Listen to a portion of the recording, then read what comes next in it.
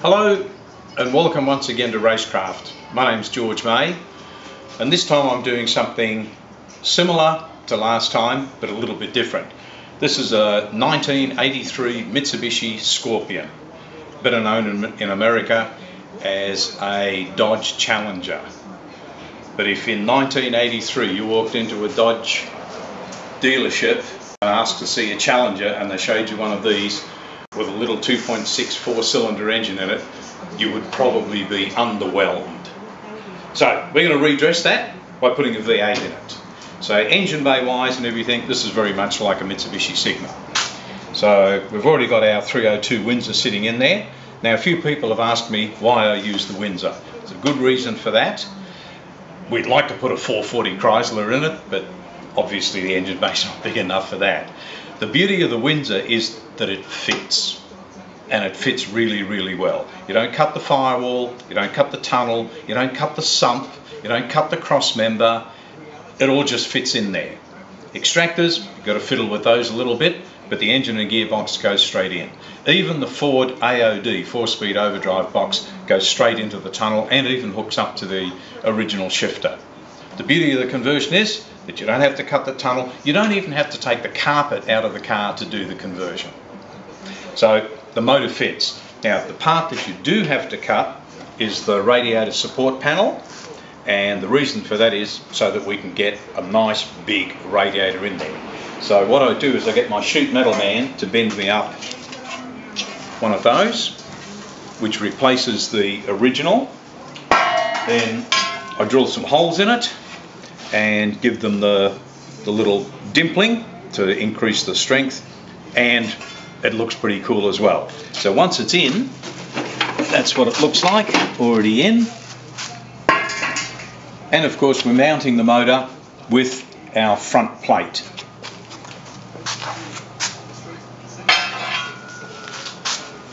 That's what the front plate looks like when it comes back from the water cutter, and he's already cut these main holes in it. I've drilled all the rest of the holes. So that's what it looks like when it arrives here. Then, after we put all the brackets on for the air conditioning, the power steering, the tubes here for the rubber mounts and everything, and get it zinc plated, it looks like that. Now into these holes we put these rubber mounts. Now all they are is an XA, XB Falcon or Mustang shackle bush. They've been narrowed because I found that if I ran them at their full 3-inch width, they're a little bit too harsh in the car. This just allows a little bit more softness and a nicer feel inside the car. As I was saying before, these fit really, really well. The Windsor, you can see that's just a standard Windsor sump. That's the standard cross member, and it's even curved around the edge of the sump. So you don't cut the sump, don't cut the cross member, and you can see the steering, the drag link back here, clears the pan by a mile. So there's some pretty convincing reasons for using the Windsor rather than a Chev or a Chrysler or some other engine. Okay, we're using a Ford AOD 4-speed overdrive gearbox, and it actually fits into the tunnel. There's a little bit of tap on the side here just to make the linkage clear, but it actually fits onto the original Mitsubishi or Dodge Challenger cross member. I have narrowed it a little bit just to give us a little bit of room around the pan there, but it does fit, and it's at the correct height, which gives us the correct pinion angle.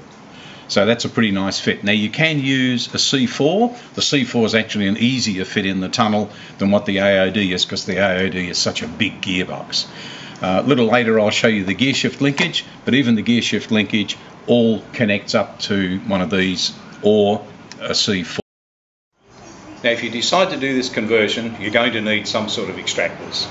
These are just cheapy eBay extractors, but they are cheap. They're stainless steel, they're polished. They're not the world's best extractors, but they almost fit. Now what we've had to do is we've had to cut them here and just lean them out a little bit so they clear the side of the gearbox, and we've had to alter this angle here as well and just bring it down a little bit so it doesn't hit the floor. So not the world's best extractors, but not real expensive to buy either. Now you can use these or these Mustang Shorty headers. Now if you decide to use these, you will have to cut the flange off because they're a little bit too wide. So what I've done is I've cut them off the flange, shortened them by about 1 inch, and then I will weld them back on, and that just clears the steering box. So your choice which ones you go. You will need a downpipe obviously, but these almost fit. Left hand side on both sets just goes straight in, no problem at all.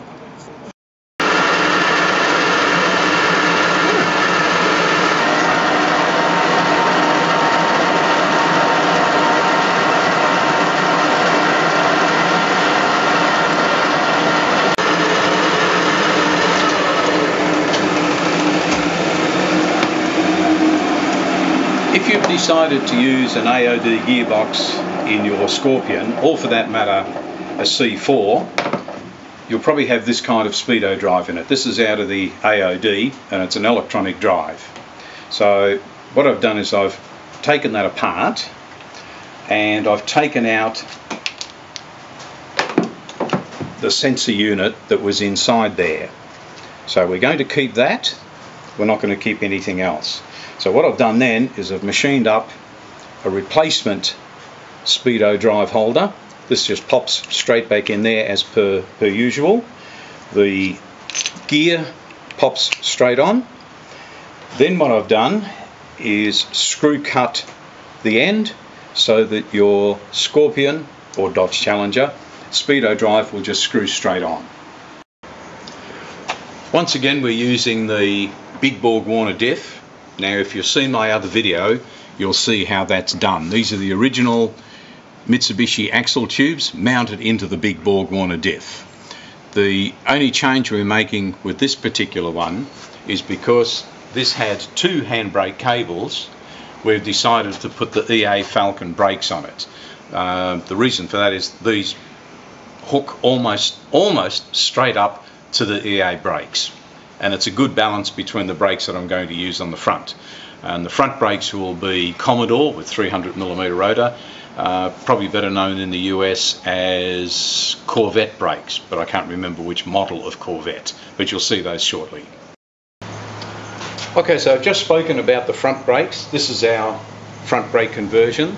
We've got the Commodore or C4 Corvette caliper, big 2-spot caliper, and a 300mm rotor. Now I've used the original hubs and I've used the original rotor turned down and drilled, and that becomes the hat for the new rotor, and these Allen head cap screws with their self-locking nuts hold the 2 of them together. Makes for a really easy brake conversion. Alright, as you can see we're just about done here now. Motor, gearbox, everything is in. We've got our Summit carburetor. I really love these carburetors. Take them out of the box, put them on. You virtually have to do very little with them. We bought the Ford Racing rocker covers. I actually milled away the Ford Racing. We're going to put some Mitsubishi badges in there. If you're in America, you can put Dodge Challenger badges in there. We got a little bit of dress up stuff like the oil filler cap and the billet PCV valve and so forth. But as you can see, all fits in there really neat. We've got our alternator mounted. Just making up some hoses here for the air conditioning, so we'll do the aircon and then we'll be ready for a startup. And it all runs.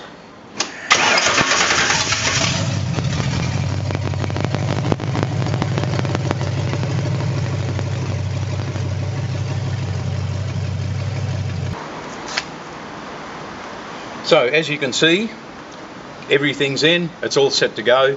It goes off to the exhaust now to have that fitted, then all the panels go on and it gets painted. So once it's back from paint, I'll do another short video and we'll do a road test and see how it goes.